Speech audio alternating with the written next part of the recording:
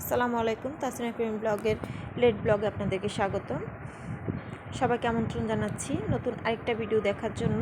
তো আশা করি সবাই ভালো আছেন। কে কোথায় বসে আমার ভিডিওটা দেখতেছেন অবশ্যই জানাবেন।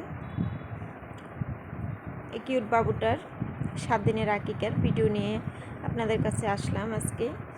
তো এটা আসলে অনেক আগে ছাড়ার দরকার ছিল, আমার বাসা চেঞ্জ বিভিন্ন ঝামেলা এগুলোর কারণে হয় নাই। কারণ মুসলমানদের মধ্যে তো 7 দিন থেকে আকিকার নিয়ম শুরু হয়, আর এটা জীবনে একবার হলেও করতে হয়। তো সেক্ষেত্রে ওরা 7 দিনেই ওরা আকিকাটা দিয়ে দিছে। তো আমি আসলে পুরো ক্লিপটা নিতে পারিনি, একটু একটু করে নিছিলাম, আর যতটুকু পারছি ক্লিপগুলো নেওয়ার চেষ্টা করছি। যদিও শেষ মুহূর্তে অনেক ঝামেলার কারণে পুরো ভিডিওটা নেওয়া হয়নি, শেষের দিকের যাই নিছি তাই আপনাদের সাথে শেয়ার করলাম। দেখতে পাচ্ছেন এখানে বাবুসিদের আদেশ অনুযায়ী আদা রসুন সব মশলাপাতি করা হচ্ছে, আর এই মুরগিগুলা রান্না করা হবে। বাবুসিদেরকে কেটে পরিষ্কার করে ফ্রাই করে দিতে বলছে, তো যে বলা সেই কাজ আর কি। আর এদিকে মেহমান আসবে, একটু শুকনো নাস্তা রেডি করলাম। যদি ওগুলো আমাদের সন্দীপের অনেক পুরানো পিঠা, আমি ডাইস দিয়ে কেটে ফেলছি তাড়াহুড়ার জন্য, কারণ সময় একেবারে কম ছিল।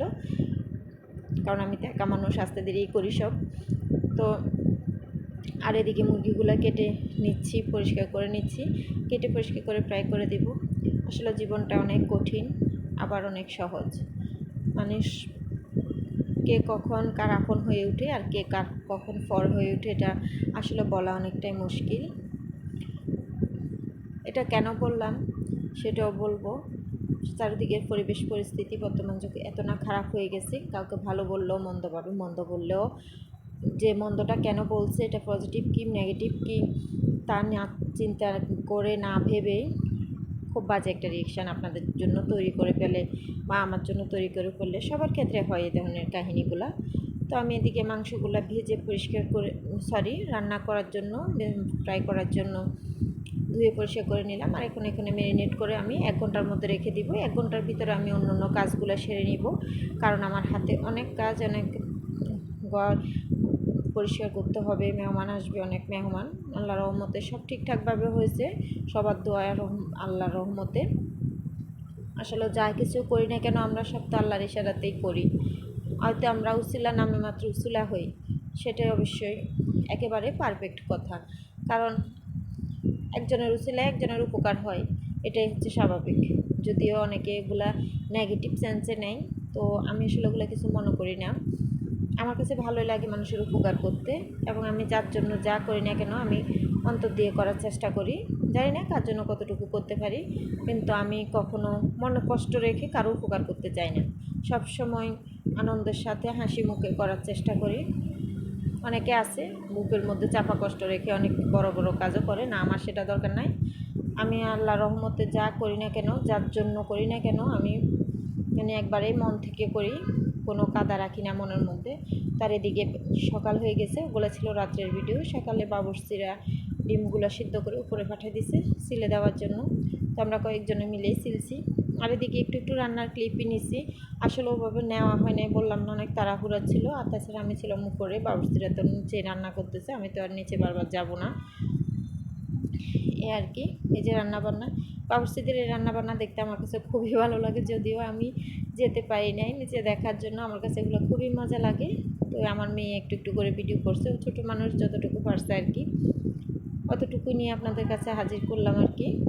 আমার কাছে ভালোই লাগে, কারণ আমি তো আপনাদের সাথে আমার ডেইলি লাইফ শেয়ার করি, যদিও ওভাবে আমি ভিডিও আপলোড করতে পারি না।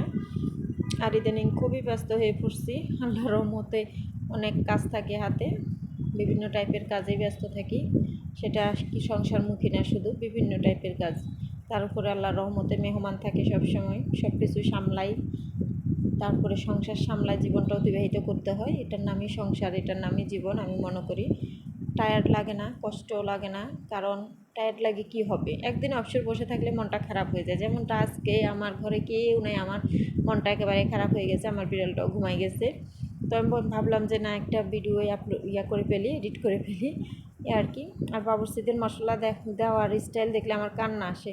এতগুলা মরিচ যে দিছে আল্লাহর রহমতে, যদি জাল হইতো মরিচগুলো না, খাবারটা কেউ খাইতে পারতো না। কিন্তু আল্লাহর কোন রহমত জানি না, ঝাল একদমই হয়নি, ঠিকভাবে হয়েছে, পারফেক্ট বিরিয়ানিটা হয়েছিল মাশাল্লাহ। আসলে এগুলো আল্লাহর উদ্দেশ্যে, আল্লাহর সন্তুষ্টির কাজ, তো এগুলো যেভাবে রান্না করুক না কেন আমার মনে হয় যে ভালো, মানে মজা হয়। আমি এই পর্যন্ত কখনো শুনি না কারো কোরবানির গোশত মজা না হইতে। এরকম আর কি, আল্লাহর উদ্দেশ্যে, আল্লাহর সন্তুষ্টির জন্য আমরা যে কাজগুলো করি সেগুলো আল্লাহর রহমত বেশি বেশি থাকে। সব কিছুতে আল্লাহর রহমত থাকে, কিন্তু আমার মনে হয় সব কাজে বেশি বেশি রহমত থাকে। তো আর কি, বাবুটার আকিকা দেওয়া হলো। যদি আমার বাসায় করা হয়েছিল সেক্ষেত্রে আমার ভালোই লাগছে, একটু প্রেশার গেলেও আমার কাছে ভালোই লাগছে। ছোটো বাবু আমি অনেক পছন্দ করি। তাই আর এদিকে আমি জীবনে দেখি নাই এতগুলো পাউরুটি দিয়ে ডিম রান্না করতে।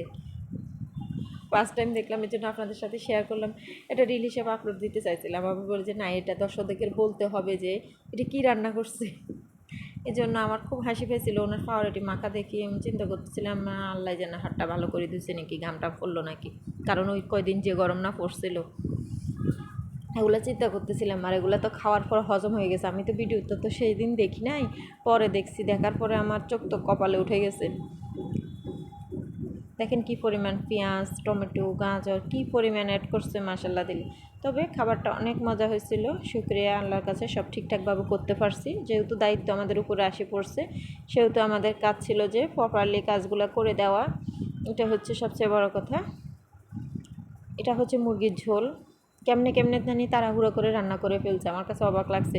12:30 না বাজতে রান্না শেষ, উপরে নিয়ে আসছে সব কিছু খাবার দাবার। এই যে রান্না বান্না শেষ, এখন সবগুলো আমাদের হাঁড়িতেই দিয়ে দিচ্ছে, কারণ আমি কালো পাতিলগুলো উপরে উঠাই নাই, দেখতে বিশ্রী অবস্থা। এই জন্য, কারণ মেহমানেরা আসবে, আমার ঘর দরজা কালো হয়ে যাবে, সেজন্য আমি বলছি আমার পাতিলে দিয়ে দিতে বলো। তো আমার পাতিলে করেই উপরে নিয়ে আসছে। তো আর কি, সব মিলিয়ে ভিডিও শেষের দিকে চলে আসলাম। তো সবাই ভালো থাকবেন ইনশাল্লাহ, আর আমাদের ছোটো মনের জন্য দোয়া করবেন, মাশাল্লাহ বলবেন সবাই। অনেক কিউট মাশাল্লাহ। আর দেখেন এই ভিডিওতে তার চেহারাটা একেবারে লাল লাল হয়ে গেছে, কারণ সে খুব রাগী। তার একটু কান্না পেলে, একটু খিদা পেলে, খাবার দিতে দেরি হলে তার যে কান্না শুরু হয়, এই কান্না দেখার মতো, একেবারে লাল হয়ে যায় কান্না করতে করতে। মাশাল্লাহ অনেক সুন্দর। আল্লাহ সুস্থ রাখুক, নেক হায়াত দান করুক, মানুষের মতো মানুষ করুক, এই আর কি। তো সবাই দোয়া করবেন, ভালো থাকবেন। আল্লাহ হাফিজ, আসসালামু আলাইকুম।